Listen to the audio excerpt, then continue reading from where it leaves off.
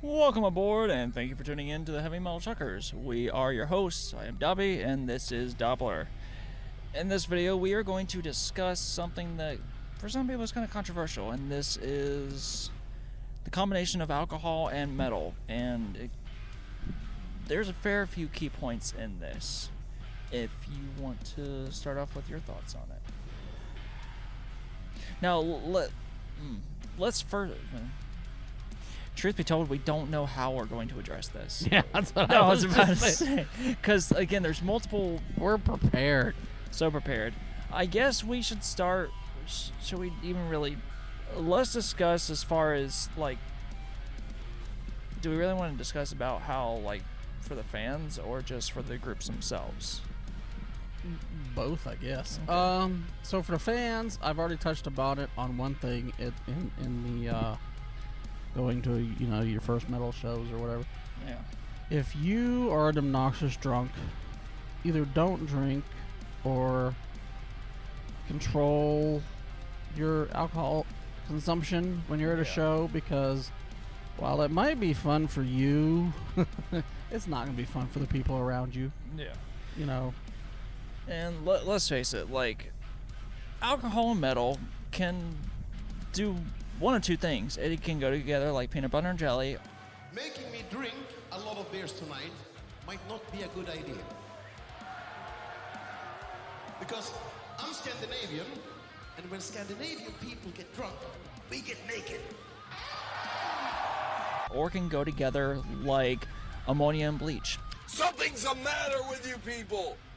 Randy. Something's the matter with you people. You're like weird little freaks. Martin! Get ready for the fucking sucker punch! No way. If there's one thing where country music and metal get along, it's alcohol. This is a very valid point. It's about the only way, but because there's more drunks at country shows than there is metal shows, I will say that. Yeah. I've stated before in the tips for your first metal show that I typically limit my consumption to 2 of the drinks. I really don't like to do any more than that, because past that point, it doesn't make for a pleasant experience. You could get to a point where you kind of forget what's going on, or whatever the case may be.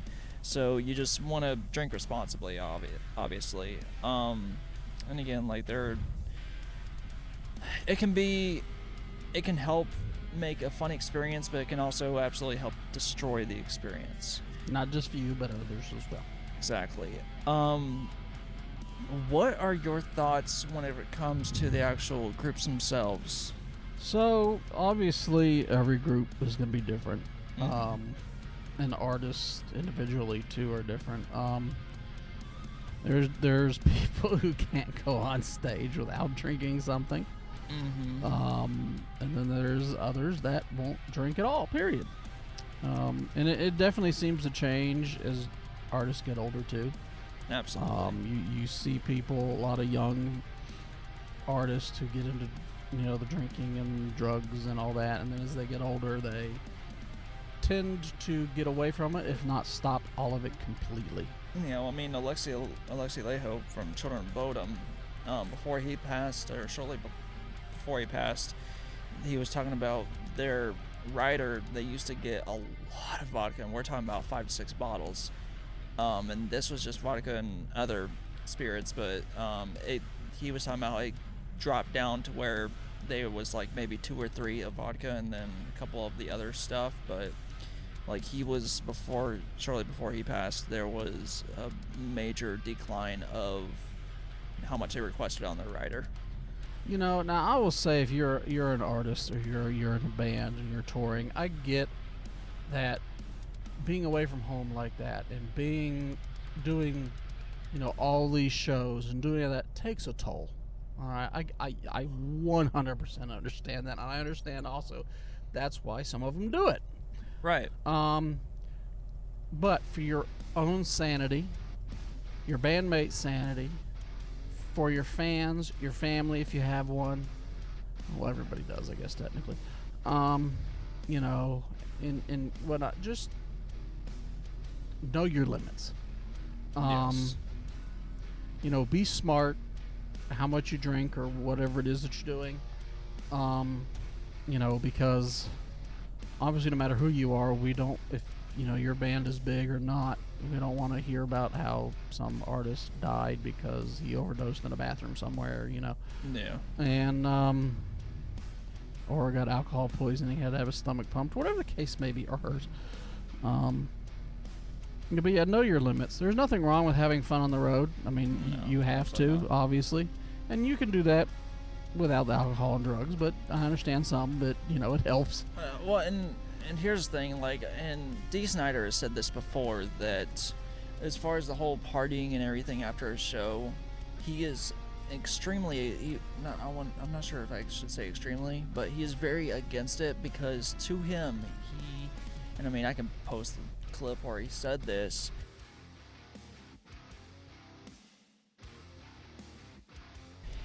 if you feel like you can party and do everything else after a show, you have stolen from your fans. They paid for a hell of a performance. You should be giving a performance to where afterwards you are completely exhausted and you can't do anything but sleep. Yep. And I mean, I can agree with that, absolutely. And you know, and you can have fun without drinking or doing drugs. I mean, and you can be amazing on stage. Like, we talked about Avatar. Another, Johannes from Avatar is a perfect example. You know, you know, he does not drink or do drugs when he's touring. I don't know about when he's at home, but on tours he doesn't. And one of the bigger reasons, and the dude's one of the craziest people on stage you'll ever see.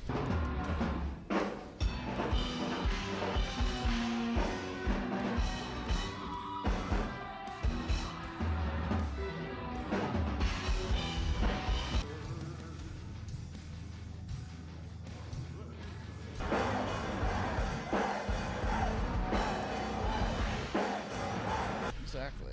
But his reasoning for not doing it is that he says he wants to remember each show. Yeah, and that's Like, he wants to remember the show, the crowd, everything. And he feels like if he's on something or drinking something, he's not going to remember it as well. Yeah. I mean, alcohol can completely destroy you, because, I mean, shit, like, for Lamb of God back in the day, Randy was an excessive drinker, but he also is an alcoholic. And there would be moments where, which any Lamb of God fan knows this, that where Randy got so plastered, and they were on their tour bus, I can't remember if they were in Scotland or what, but he started trying to get a Scottish accent, and then Mark beat the absolute shit out of him and knocked him out because he was being just completely unruly. Now, these days, Randy is enjoying sobriety and has been sober for, I can't remember how many years. I want to say like 12 There's or 14. so many artists like that, you know. Yeah. And what were you going to say? I already forgot what I was going to say. I Don't can't. remember. Yeah. We both forgot. But there are so many, and if you look at a lot of artists who were really heavy into the drinking and the drugs and everything that are now clean and sober, every single one of them, if tell you that if they could go back to their old selves, they would stop themselves from doing it. You know, and to me, like, if you're getting into music, that should tell you something. You know. Yeah, absolutely. So because when you're on the road, there are so many traps you can fall into, because Yeah. everything is handed to you. Not, you know, and you're gonna get offered everything. I You're was gonna about to say- see everything. Everything is going to be there if you want it, and that's not just drugs and alcohol. That's women, everything. Like, it's gonna, or you know, if you're a female, then men too, if you want them. Yeah. It's just, you've got to be smart. And one of the biggest examples of like musicians that have taken alcohol and potentially drugs way too far is Till Lindemann, because not too long Don't ago, even get me started on him. yeah, well, not too long ago, there was a big ordeal where a bunch of female fans started coming out about their experiences Yep. of how he would be an absolute belligerent, violent drunk. Now, And he was a pervert. massively. Which I already knew. If you have ever really watched Till Lindemann, or how do you say it, on stage, you can tell he's a pervert. Like, straight up 100%. So when all these women started coming up making accusations, I wasn't surprised at all. I mean, as far as the legitimacy of some, there was some that was questionable just from the reports. I'm not gonna give my really perspectives on it because I don't know the situations. I wasn't there, but unfortunately, like you said, it doesn't surprise me with him. With him, it doesn't surprise me at all. No. And you know, of course, you know, I don't know how many women there were, but you know, some of them were just jumping on the bandwagon and because that one, but some of them, I have no doubt, were being Yeah. honest. yeah, I mean, well, some of them supposedly, like that one woman that was working with him, she was the biggest culprit of getting all of them in, and apparently some were working along with her, or working against her to make Till look bad, which that's not difficult to do. No. I've never been a fan. I mean, I like a lot of Rammstein's music, but I've never been a fan of Till Lindemann. Yeah, he's. I'd prefer to chill around Niklas from Shining than Till. They're not the greatest people for different reasons, but I Yeah. would find Nicholas far less annoying. Yes. Yes. Yeah. But yeah, just you can have a good time with alcohol, but just obviously responsibly, and just not letting it take over you. Yep. And don't fall into the traps. I mean, and like I said, it's easy to do. You just, like I said, be smart, make smart choices. Yeah, which I mean, again, like you've also mentioned, as the artists got older, they've just kind of stepped away from it. Because I think, hell, not just Randy, but Willie, he was it drinking? No, it was smoking that he quit, and he got heavy into espresso. Like, coffee is a great thing for people that have stopped drinking. That's what they end up going to, because there's a lot to explore with coffee, and there's a lot of great flavors out there. There's a lot. You see a lot, like that talk about how they've gotten away from alcohol or drugs or whatever. Marco from Nightwish was when he talked about he doesn't drink anymore. Mm-hmm. And well, he's not with Nightwish anymore. Formerly Yeah. Nightwish. And then God, there's tons of people like even non-metal people. Like I remember Art from Everclear. He was heavy into drugs and alcohol, and he got clean. And if I remember correctly, he even became like a speaker for a while, talking to people about not getting into all that stuff. But Yeah. I mean, and aside see it all the from time. aside from the performances, I mean, there is the aspect of some artists wanting to become intoxicated for the purpose of writing material.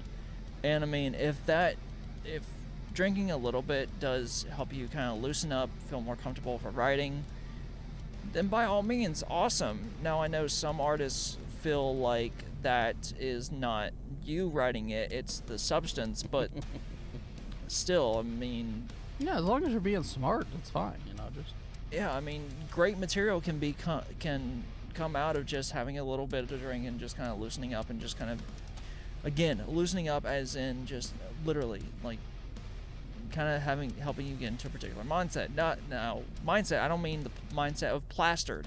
I mean just chilling out. buzz. Yeah, chilling out and having a better environment. You know, and like there's a lot of people in music who will go have like a beer or two before they get on stage just to, like you said, loosen themselves up. Nothing wrong with that. It's when you go overboard and you start affecting your health, the people around you, everything else, that it becomes a major problem. Mhm. And that's true of the fans too. Yes. But yes, I mean, this is more of a shorter episode, but something we kind of want to touch on, because this is, as much as alcohol and metal can go together, especially like at festivals, it's Oh yeah, It's a there's communi- weird tents everywhere. yeah, it's community aspect. Often because I remember going to Ozfest, and what was it? Jaeger was one of the big sponsors. for Oh it. yeah. So yeah. So I mean, like, there is a big sense of community when it comes to alcohol and metal, but there's a thing of having fun and then just being responsible about your fun, and everyone needs to kind of keep that in mind. Just know your crowd and know the people you're around. Make sure everyone's comfortable with what goes on, just because it can devolve very quickly. But yeah, we just wanted to give our thoughts on this really quick. It was a subject that we kind of started talking about like a week or two ago, and we thought this would make an interesting video to kind of just go over. But yeah, any other words you have on it? Not that I can think of. Awesome. Well, we'll end it here. And until next time, you guys have a good one. Keep rolling heavy.